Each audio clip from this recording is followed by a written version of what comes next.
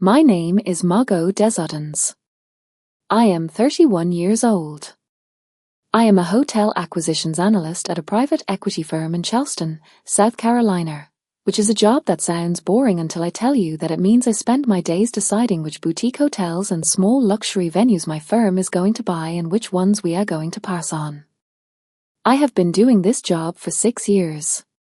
I'm very good at it. I am the youngest person at my firm to ever hold the title senior analyst, and the only woman in my division. Nobody in my family knows what I do for a living. They think I work in hospitality, which is technically correct in the same way that a heart surgeon works in healthcare. I am the younger sister. My older sister Brielle is 34. Brielle is, and I'm being as fair as I can possibly be when I tell you this, the kind of woman who has spent her entire life being told she is special, and who has internalized the telling so completely that she no longer requires external confirmation to believe it. Brielle is a yoga instructor. Brielle has been a yoga instructor for 11 years. Brielle's yoga practice has been funded, for those 11 years, by a combination of our parents and a series of boyfriends, the most recent of which is a man named Trenton who works at a hedge fund and who Brielle is engaged to marry in June of next year. I was supposed to get married last Saturday. Past tense. Was supposed to. Let me tell you what happened. My fiancé Cole and I had been engaged for 14 months. Cole is an architect. Cole is the kindest person I have ever met. We had been planning a small wedding. 42 guests.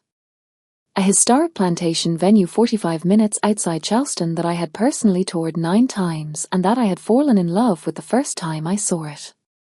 The venue is called Magnolia Crossing.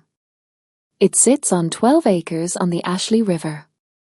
It has a main house from 1847, a restored carriage house, a chapel that holds 60 people, and a reception lawn that, in late spring, is so overwhelmed with magnolia blossoms that the air smells like something out of a dream. I had been planning the wedding for 10 months. I want to give you a sense of how much this venue meant to me. I want to give you a sense because the giving of the sense is the whole point of what I am about to tell you. When I was 12 years old, my mother took me and Brielle to a wedding at Magnolia Crossing. The wedding was for one of my mother's college friends. Brielle was 15 and bored and spent most of the wedding on her phone.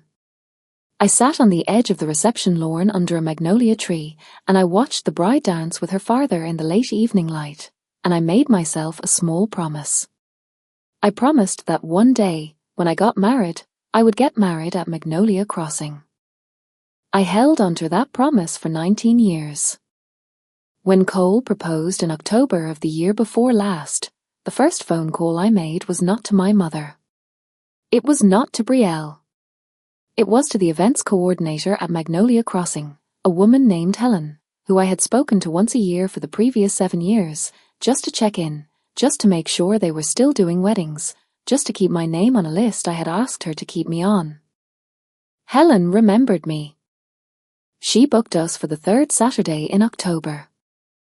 I cried in my car for 10 minutes after that phone call. I have never told Cole that I cried. Now let me tell you what Brielle did. Brielle and Trenton got engaged 6 months after Cole and me. They got engaged in February. Brielle called my mother first, then my father, then a series of high school friends, then me. By the time she called me, the news had already been on her Instagram for 4 hours. The first thing Brielle said to me on that phone call was, "Where are you having your wedding again?" I said, "Magnolia Crossing." She said, "Oh, that's nice." She said it in the specific tone Brielle used when she was about to do something that she did not want me to know she was about to do. I did not catch it at the time. I should have. For the next 8 months, Brielle and I planned our weddings in parallel. Mine in October, hers in June of the following year. My mother was, predictably, much more interested in Brielle's wedding than mine. My mother spent 4 full weekends helping Brielle look at venues. My mother spent 0 weekends helping me with anything, because, in her words, I had been planning my wedding for a year already and seemed to have everything under control. I did have everything under control. That was, in retrospect, the problem. 3 weeks before my wedding, Brielle called me on a Sunday afternoon. She said, "Muggo, I need to ask you something. And I need you to think about it before you answer." I said, "Okay." She said, "I have been having such a hard time finding a venue. I have looked at 27 places. None of them feel right.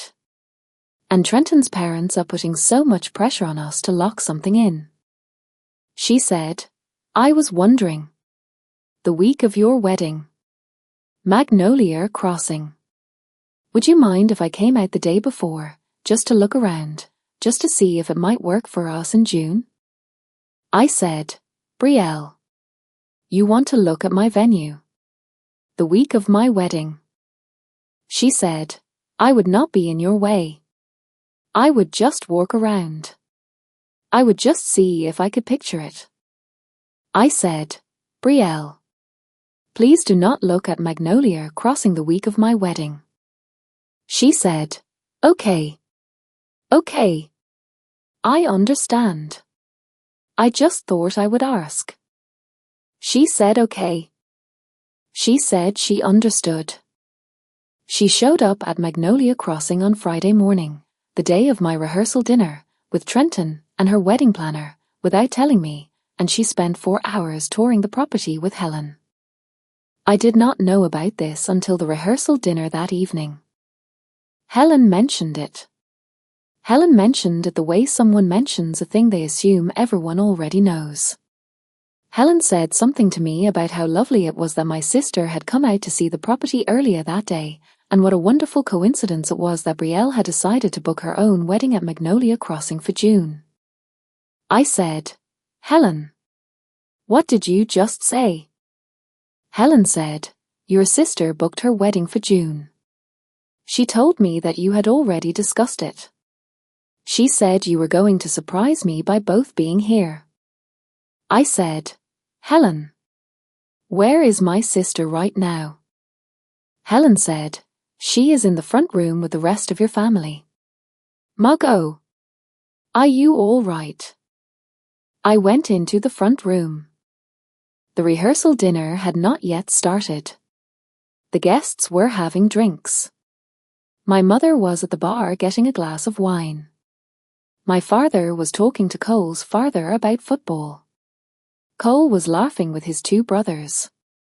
Brielle was sitting on a small velvet couch by the fireplace, with Trenton beside her, showing something on her phone to my Aunt Dorothea. I walked across the room to her. I said, "Brielle, can we talk in the hallway?" She looked up at me. She said, "Muggo, now. The dinner is about to start." I said, "Now."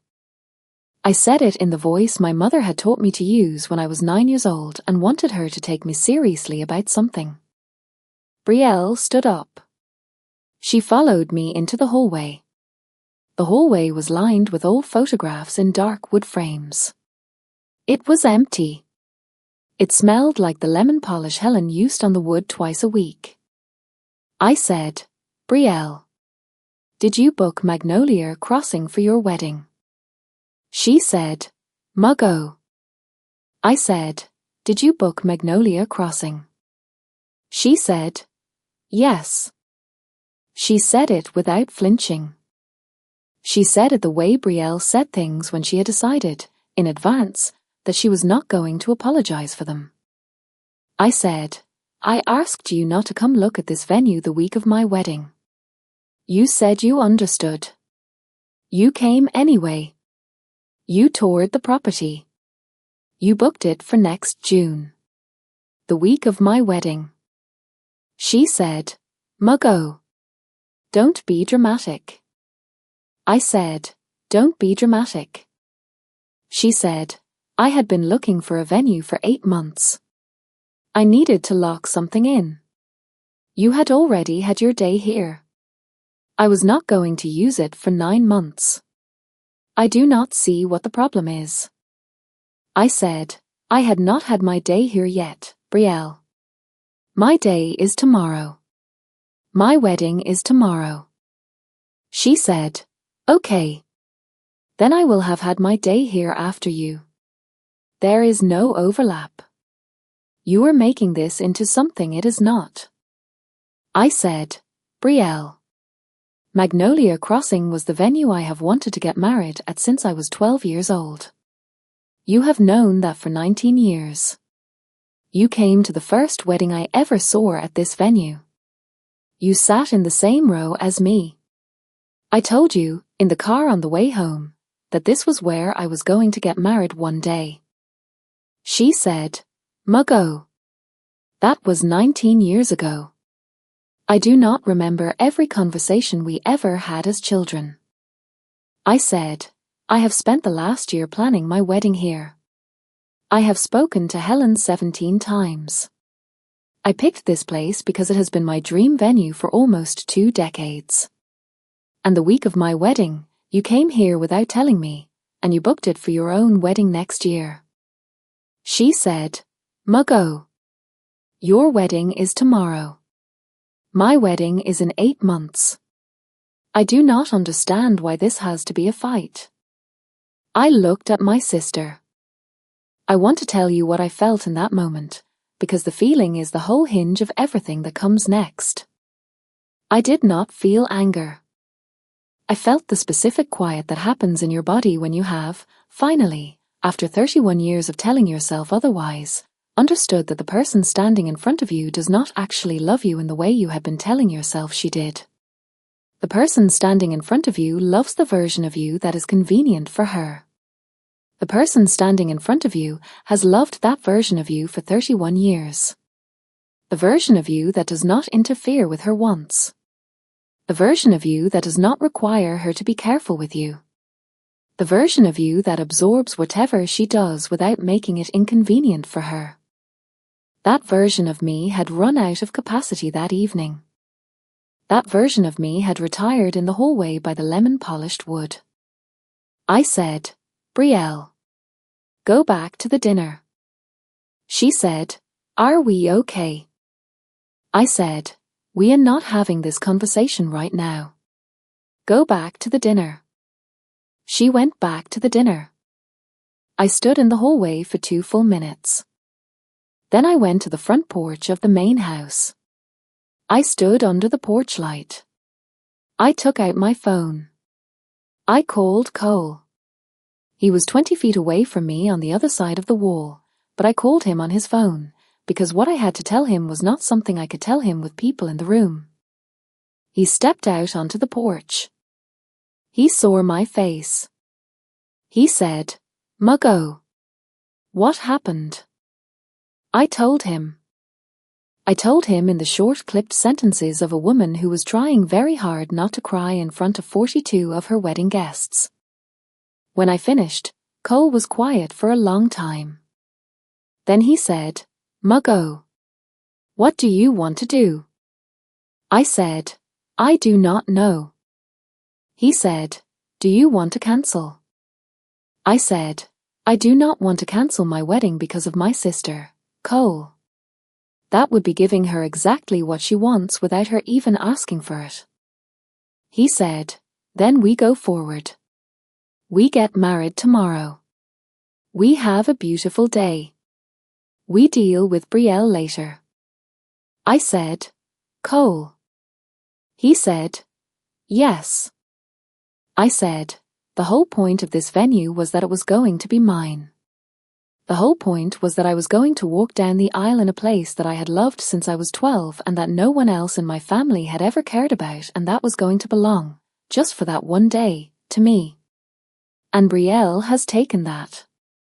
I said, Even if I get married here tomorrow, I am going to spend the rest of my life knowing that next June my sister got married in the same place. With the same magnolias. With the same chapel. with the same reception lawn. And every time anyone in my family talks about Magnolia Crossing for the rest of my life, they are going to be talking about her wedding, not mine. Because they always do. Because she is the one they always pay attention to. Because that is how this family works. Cole looked at me for a long moment. He said, "Muggo, I'm going to support whatever you decide. But I want to say one thing." I said, "Yes."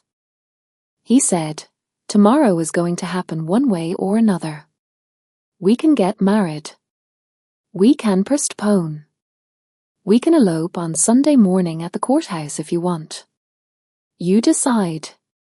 But whatever you decide, I'm going to be standing next to you, and we are going to be married by the end of this week." I looked at my fiancé. I looked at the man I was about to marry. I had a moment of perfect clarity. I said, "Cole, marry me on Sunday at the courthouse." He said, "Done." I said, "I'm calling off tomorrow."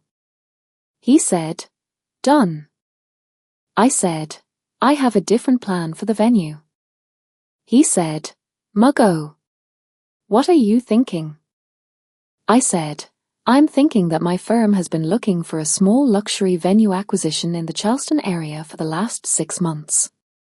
I'm thinking that I have been quietly tracking Magnolia Crossing's ownership structure for 2 years because Helen mentioned, 3 years ago, that the family that owns it was beginning to discuss what they were going to do with it long term.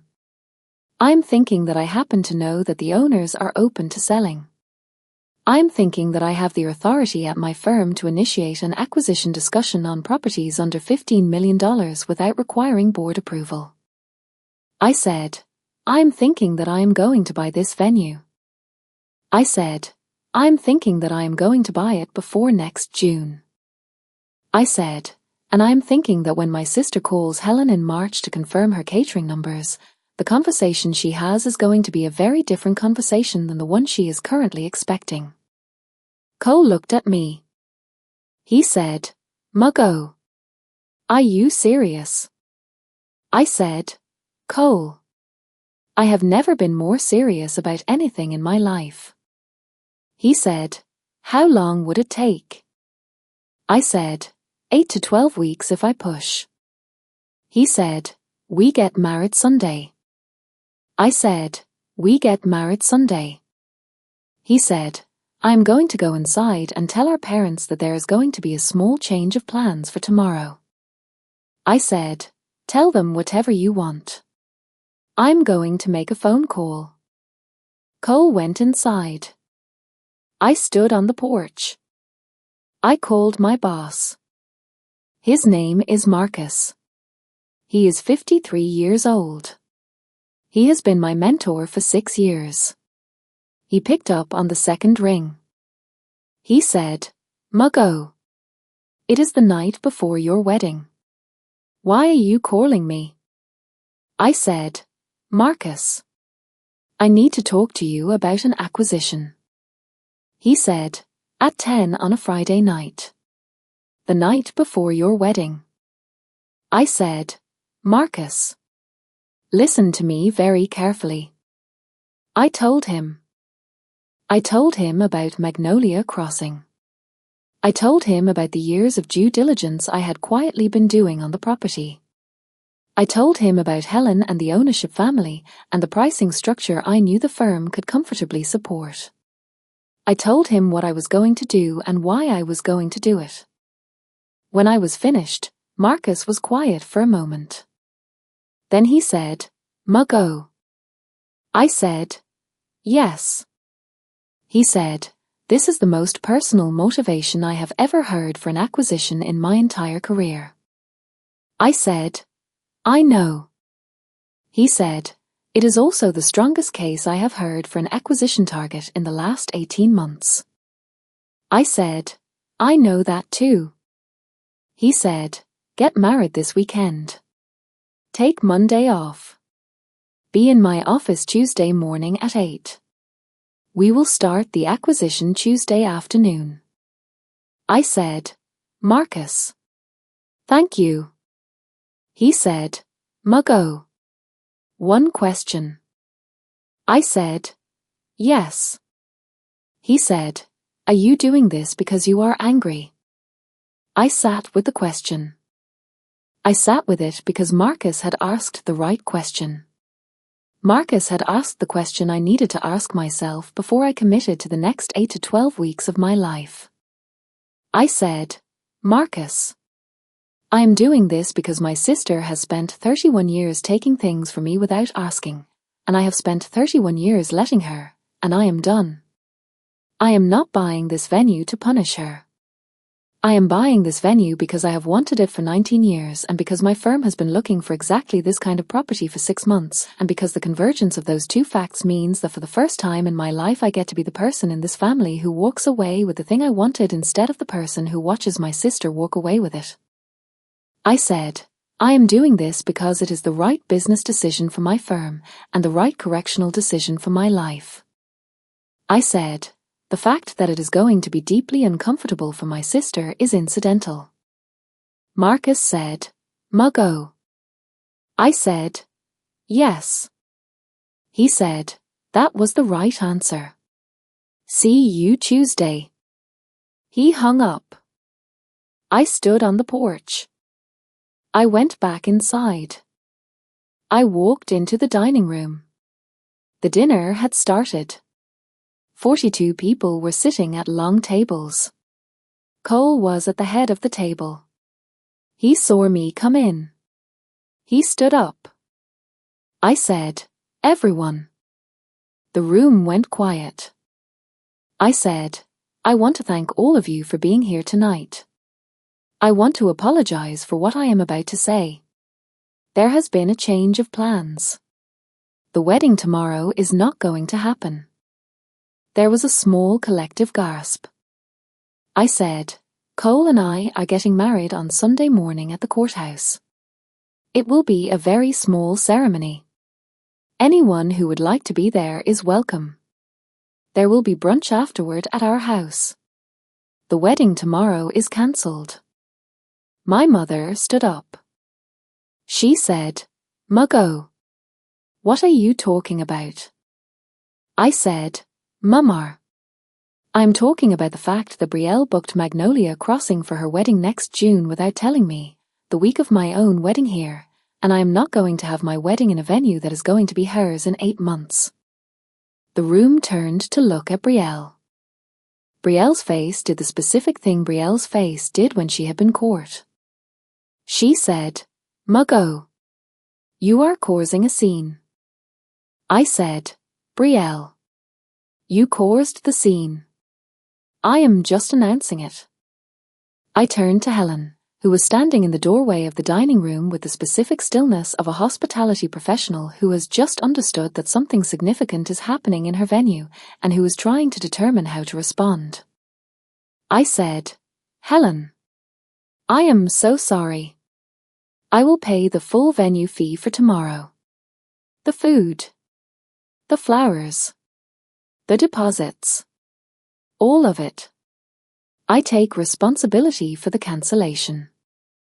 Helen said, Muggo. Are you sure? I said, Helen. I have never been more sure of anything. I turned to my fiancé. I said, Cole. Let's go home. We left. We drove the 45 minutes back to Charleston in silence.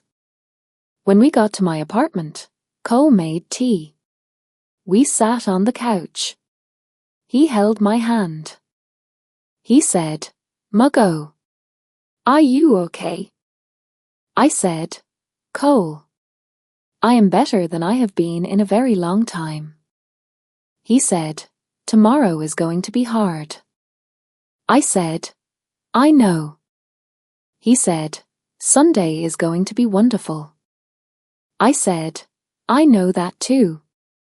He said, and the next 8 weeks? I said, Cole. The next 8 weeks are going to be the most satisfying 8 weeks of my professional life. He smiled. He said, I love you, Margot. I said, I love you too. That was Friday night. Sunday morning, we got married at the Charleston County Courthouse with 17 people present. It was one of the most beautiful days of my life. Tuesday morning, I was in Marcus's office at 8 a.m. with a folder. By Thursday afternoon, the acquisition discussion had been initiated. By the end of November, we had a signed letter of intent. By the third week of January, the deal had closed. I was now, through my firm's holding company, the owner of Magnolia Crossing. Brielle did not know. Brielle would not know for another 8 weeks. 8 weeks of silence. Let me tell you what happened during the 8 weeks between the closing of the acquisition and the phone call I knew was coming from my sister. The first thing I want to tell you is that I did not sit at home rubbing my hands together and laughing like a cartoon villain. I have seen the way these stories get told. I have seen the way the woman in the story is always painted as either a saint with no negative emotions or a vengeance-soaked monster who has lost her humanity. Neither one is the truth. The truth is that I went to work. The truth is that the acquisition of Magnolia Crossing was, in the months that followed the closing, one of the most demanding and rewarding professional projects of my career. I rebuilt the operational structure. I retained Helen as the on-site director and gave her a substantial raise and a profit-sharing arrangement that she had not had under the previous owners. I brought in a new chef. I upgraded the catering kitchen. I commissioned a small restoration of the chapel's stained glass that had been on the previous owner's to-do list for 6 years and had never been started. I installed a proper sound system in the reception barn. I added a small bridal suite in the carriage house. By the end of February, Magnolia Crossing was a better venue than it had been when I had first toured it 9 years ago. By the end of February, my firm's portfolio had a new asset that, by Marcus's projections, was going to generate a return of 18 to 22% over the next 4 years. By the end of February, I was, in the operational sense that mattered, the owner of the building where my sister was planning to get married in June. I had not told my family. I had not told anyone in my family. My mother had called me approximately every 4 days for the past 8 weeks asking me when I was going to forgive Brielle. I had told her, every time, that I was not interested in discussing Brielle. My mother had cried on 3 of those phone calls. I had let her cry. I had not adjusted my position. My father had called me twice. My father is a quieter man than my mother.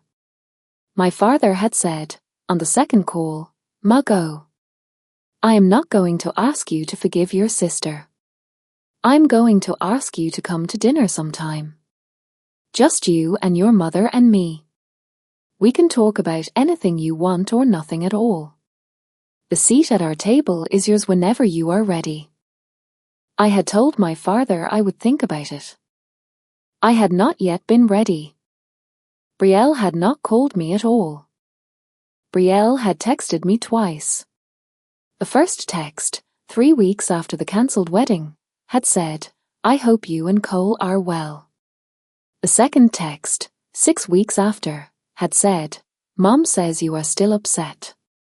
I really do not understand why this has to be such a big deal. I had not responded to either text. Cole and I had settled into our marriage in the specific peaceful way of people who had already understood, before the wedding, that the marriage was going to be the easy part of their lives. We had hosted a Thanksgiving for the people who had been at the courthouse on Sunday. 11 people came. The dinner was loud and warm and the kind of dinner that made me understand that the family I had built around me, the friends and Cole's brothers and the colleagues who had become friends, was a family that did not require me to be smaller than I was in order to receive their love. I had also, during those 8 weeks, begun to understand something about myself that I had not understood before. I had spent 31 years being the smaller sister. The convenient sister. The sister who absorbed whatever Brielle did so that the family could continue to function in the arrangement my mother preferred. The sister who, in any given conflict between Brielle and reality, was always the one expected to bend. That sister had been a costume. Underneath the costume had been a woman who had quietly become a senior analyst at a private equity firm by the age of 29, who had quietly built professional relationships with every boutique hotel and event venue owner in a 300-mile radius, who had quietly accumulated the knowledge and the authority and the institutional backing to do what I had just done. The costume had been useful for a long time.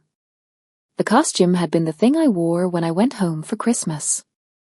The costume had been the thing I wore at family dinners.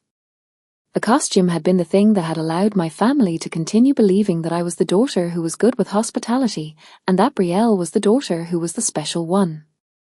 The costume was, by the end of February, no longer fitting me. I was about to take the costume off in a way that my family was going to remember for the rest of their lives. I was not unhappy about this. I was, in fact, deeply at peace with this. There is a particular peace that comes to a woman when she has finally decided that the version of herself she has been performing is no longer required. That peace had arrived in the hallway by the lemon-polished wood at Magnolia Crossing. It had not left me since. The phone call from Brielle came on a Tuesday afternoon in the second week of March. I was in my office. I was reviewing a quarterly report on a different property in the firm's portfolio, a small inn on the coast that we had acquired the previous year and that was performing slightly above projections. My phone rang. I looked at the screen. It said Brielle. I let it ring 3 times. I picked up. I said, "Hello, Brielle." She said, "Muggo." She said it in a voice I had not heard her use in many years. The voice of a woman who needed something. The voice Brielle had used on me when she was 14 and had wanted me to give her my Halloween candy. The voice she had used when she was 22 and had wanted me to lie to my mother about where she had been on a Saturday night. The voice she had used when she was 28 and had wanted me to loan her $2,000 for a yoga retreat that I had never been repaid for. The voice was a soft voice. The voice was the voice she used when she had decided I was useful again. I said, "Brielle. What's up?" She said, "Muggo. Something has happened with the venue." I said, "What venue?" She said, "Magnolia Crossing." I called Helen this morning to confirm the catering numbers and Helen told me that there has been a change of ownership and that my booking is being reviewed. I said, "A change of ownership?" She said, "Yes." Helen said the venue was acquired by a private equity firm in January. She said the new owners are reviewing all bookings made under the previous ownership before they confirm them. I said, "That sounds reasonable." She said, "Muggo. The wedding is in 3 months. 3 months. Trenton's parents are going to lose their minds if we have to find a new venue at this point. The invitations have been sent. The save the dates went out a year ago." I said, "Brielle. I am not sure what you want me to do about that." She said, "Muggo. I know that you work in hotels. I was wondering if you might have any contacts. Any way to figure out who the new owners are. Maybe you could put in a good word for me." I sat with the phone against my ear. I sat with the question of how I was going to handle the next 2 minutes of this conversation. I had imagined the conversation many times over the previous 8 weeks. I had imagined being cruel. I had imagined being triumphant. I had imagined hanging up. I had imagined laughing. I did not do any of those things. I did the thing I had decided, weeks ago, that I was going to do when this moment arrived. I said, "Brielle. The new owners are my firm." There was a long silence on the other end of the phone. She said, "What?" I said, "My firm acquired Magnolia Crossing in January. I led the acquisition. I am, in the operational sense, the person who currently controls the venue." There was a longer silence. She said, "Muggo." I said, "Yes." She said, "What are you talking about?" I said, "I have been a senior analyst at Beauregard Capital Partners for 2 years. I lead acquisitions in the boutique hospitality space. I personally identified Magnolia Crossing as a target 18 months ago. I initiated the acquisition discussion in October. The deal closed in January. I am the principal on the file." There was a longer silence. She said, "Muggo, you bought my wedding venue." I said, "Brielle, I bought a property that my firm had been targeting for 6 months. The fact that you happen to have booked a wedding at the property is a coincidence that has, I will admit, given me a great deal of personal satisfaction. But the acquisition was a business decision. It was the right one for my firm. It will perform." She said, "You bought it to keep me from getting married there." I said, "Brielle, I bought it because it had been my dream venue since I was 12 years old. I bought it because you took it from me 3 weeks before my wedding without asking. I bought it because, after 31 years of letting you take whatever you wanted from me without consequence, I decided that the consequence had finally arrived." I said, "I bought it because I had the resources and the authority and the relationships to buy it. And because for the first time in our entire relationship, I had a tool you did not know I had." She said, "Muggo, this is insane." I said, "Brielle, it is not insane. It is correction." She said, "You cannot do this. I have a contract. I have a signed contract with Helen." I said, "Brielle, the contract is being reviewed. The contract is being reviewed because the ownership changed. The new ownership is not obligated to honor the contract under the same terms. The new ownership has, however, decided that the contract will be honored." She said, "It will." I said, "It will. The wedding will happen as scheduled. Helen will be your point of contact. The venue will be in the same condition it was when you toured it. There will be no operational changes to your event." There was a pause. She said, "Then why are you telling me any of this?" I said, "I am telling you, Brielle, because I want you to know."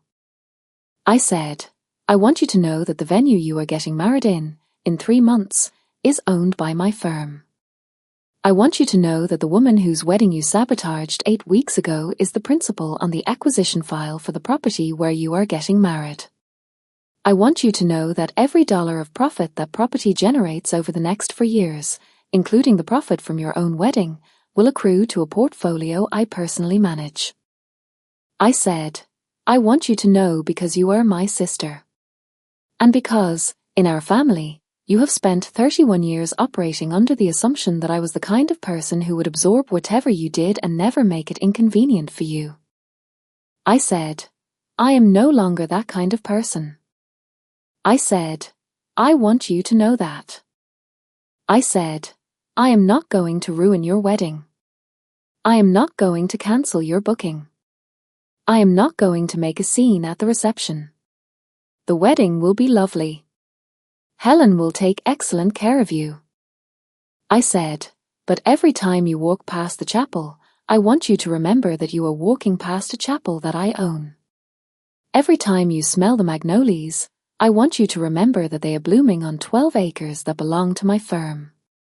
Every time you tell the story of your wedding, for the rest of your life, I want you to know that you are telling the story of a wedding that happened in a building that belongs to your sister." I said, "That is the gift I am giving you, Brielle." I said, "I want you to think about what you took from me, every day, for the rest of your life. I said, that is what your wedding is going to mean. There was a very long silence. She said, Muggo. I am sorry. I said, I know you are. She said it the way Brielle had said sorry many times before. The sorry that meant please stop. The sorry that meant I want to go back to the way things were.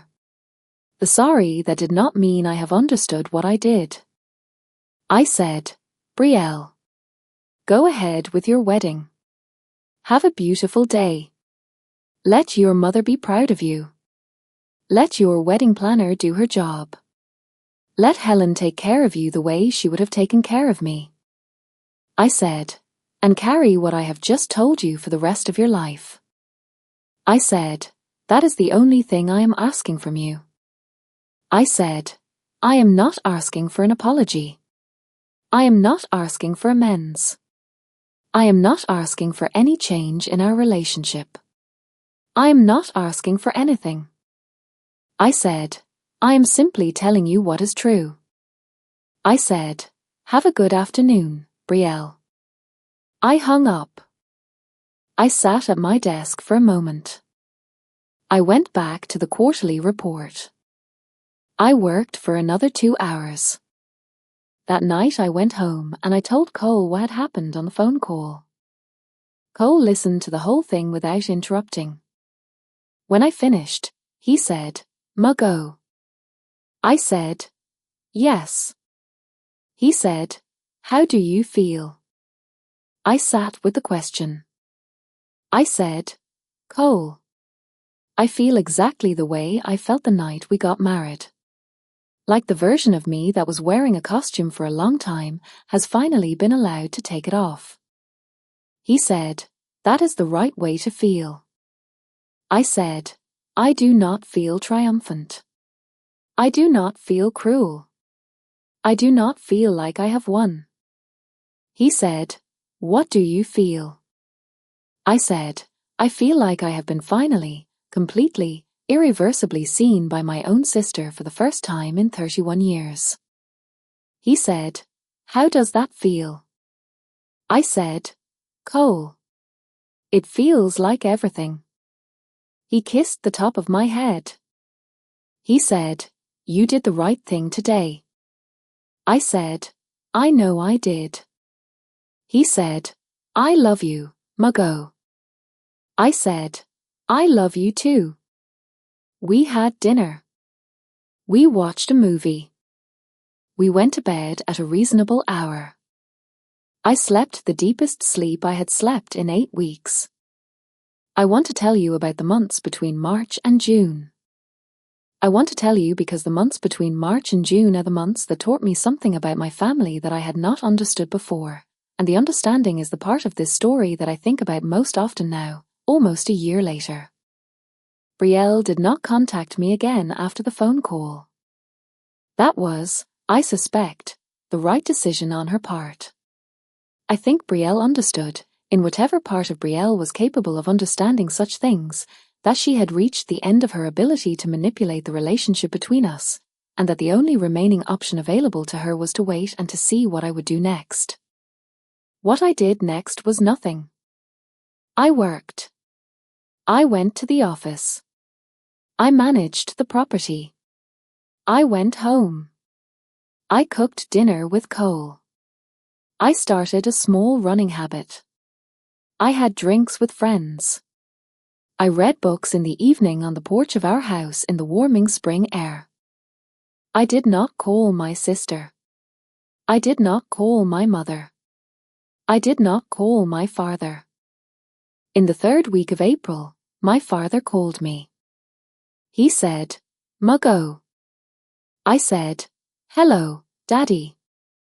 He said, I would like to come to Charleston this weekend. I would like to take you to lunch. Just the 2 of us.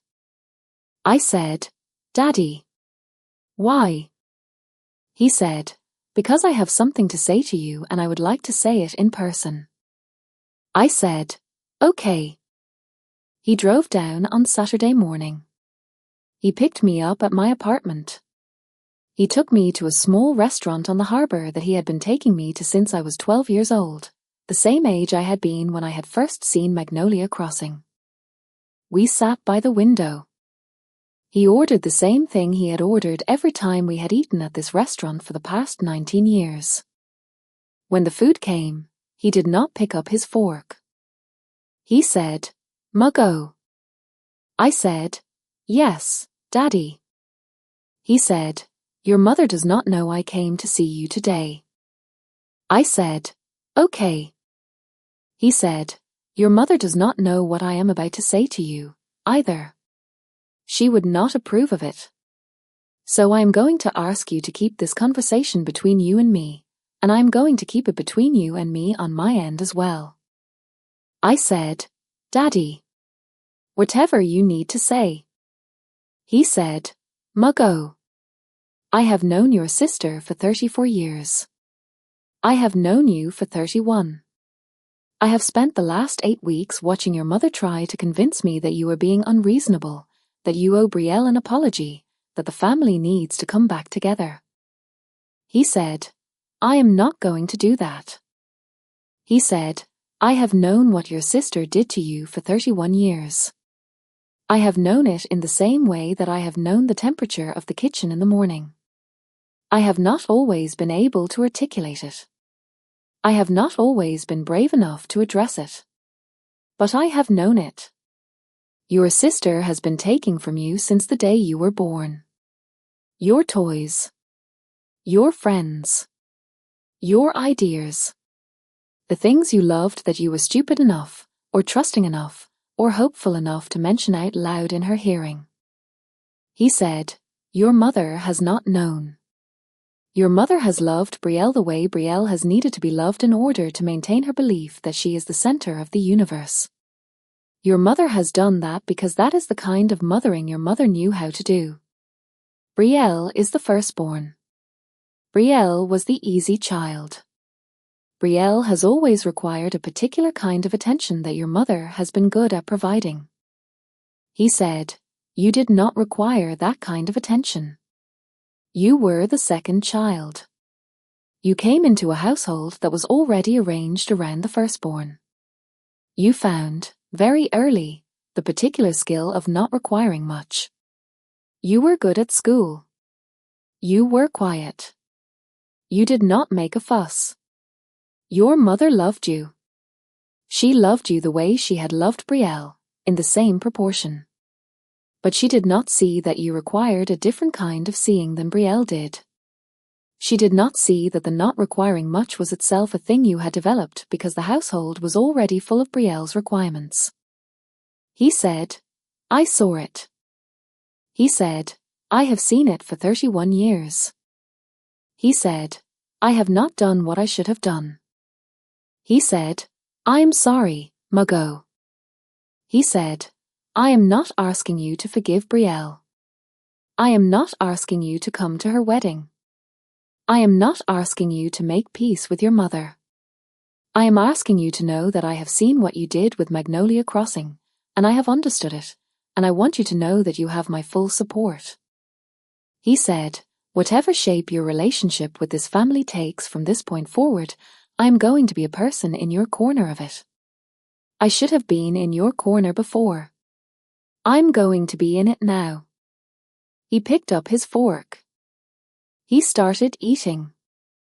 I sat across from my father in the restaurant by the harbour, and I cried. I cried the specific quiet tears of a daughter who had just been told, for the first time in 31 years, by her own father, that she had been seen. That the not requiring much had been a costume. That the costume had been visible. That the visibility had been carried, in silence, by a man who had not known how to address it. I said, "Daddy. Thank you." He said, "Muggo. Eat your lunch." I ate my lunch. We finished the meal. He paid the bill. He drove me home. He hugged me at the door. He said, "I'm proud of you." He said it the way he had said it many times before, but this time the saying landed differently. It landed in the part of me that had been waiting, for a very long time, to hear it from him in this specific context. He drove back to the family house. I went inside. I told Cole what had happened. Cole listened. When I was done, Cole said, "Muggo, your father just gave you the thing you have been needing for 31 years. I said, "I know." He said, "How does it feel?" I said, "It feels like the rest of my life can begin now." The wedding was in the 3rd week of June. I did not attend. I had not been invited, but I would not have attended if I had been. What I did, on the day of my sister's wedding, was something I had been planning for several weeks. I drove out to Magnolia Crossing the morning of the wedding. I arrived at 6 in the morning. The wedding was scheduled for 5 in the afternoon. The catering crew had not yet arrived. The florist would not arrive until 10. The venue was empty except for Helen, who was in the main house preparing for the day. I had told Helen the night before that I would be coming. Helen met me at the front door. She said, "Muggo, are you sure you want to do this?" I said, "Helen, I am sure." She said, "Do you want me to come with you?" I said, "Helen, I want to do this alone." I walked across the lawn. I walked under the magnolia trees, which were in the specific full bloom of late June, the bloom that I had been imagining for 19 years, the bloom that had been the reason I had wanted to get married here in the first place. The air smelled the way I had remembered it smelling at the wedding when I was 12 years old. The morning light was doing the thing the morning light did at Magnolia Crossing. The thing that had made me sit on the edge of the reception lawn under a magnolia tree at 12 years old and make a small promise to myself. I walked to the chapel. I went inside. The chapel was empty. The pews were arranged for the ceremony. The flowers had not yet been placed on the altar. The light was coming through the restored stained glass that I had commissioned, and it was scattering across the wooden floor in the specific pattern of color that the previous owners had not been able to see for 6 years because the windows had been too dirty for the light to come through correctly. I sat in the front pew. I sat in the seat where I would have sat, on the morning of my own wedding, 8 months earlier, before everything that had happened. I sat there for a long time. I did not cry. I did not pray. I did not perform any particular ritual. I sat in the pew, in the chapel, in the building that I owned, in the venue I had wanted since I was 12, and I gave myself the wedding that had not happened. I gave it to myself in the quiet. I gave it to myself by being there alone. I gave it to myself by understanding that the venue had, in the end, been mine. Not the way I had imagined when I was 12. Not the way I had planned at 30. In a different way. In the way it was actually meant to be. I had not gotten married here. I had bought it instead. The buying had been the better ending. The buying had been the ending that the 12-year-old girl on the edge of the reception lawn could not have imagined, and that the 31-year-old woman in the chapel had earned through 8 weeks of work and 31 years of preparation and one Friday night decision in a hallway by the lemon-polished wood. I sat in the pew until the morning light had moved across the floor in the way it moved when the day was beginning. I stood up. I walked out of the chapel. I drove home. I had brunch with Cole. I went for a long run. I read a book in the afternoon on the porch. At 5 in the afternoon, when my sister was walking down the aisle in the chapel I owned, I was at home, with my husband, drinking iced tea, watching the light change in the trees in our backyard. I did not feel anything in particular. I did not feel triumph. I did not feel sadness. I did not feel anger. I felt the specific peaceful feeling of a woman whose life had become her own. That feeling has not left me since. I want to tell you what happened in the months after the wedding. Brielle and Trenton went on their honeymoon. They came back. Brielle posted wedding photos on Instagram. The photos were beautiful. The chapel I had restored looked exactly the way I had imagined it would look on the day of my own wedding. The magnolias bloomed. The light was right. The reception lawn was filled with my sister's friends and Trenton's family and the people who were now part of her life. I looked at the photos once. I did not look at them again. My mother called me 3 days after the wedding. She said, "Muggo, Brielle's wedding was beautiful." I said, "I'm glad to hear it." She said, "I missed having you there." I said, "I know you did, Mumar." She said, "Muggo, I do not understand what happened with you and your sister. I do not think any of us are going to fully understand. But I am asking you, as your mother, to think about whether there is a way back from this." I said, "Mumar." She said, "Yes." I said, "I am not at war with you. I am not at war with Daddy. I am not, at this point, even at war with Brielle. I have simply changed the shape of what I am willing to absorb in this family." I said, "I love you. I love Daddy.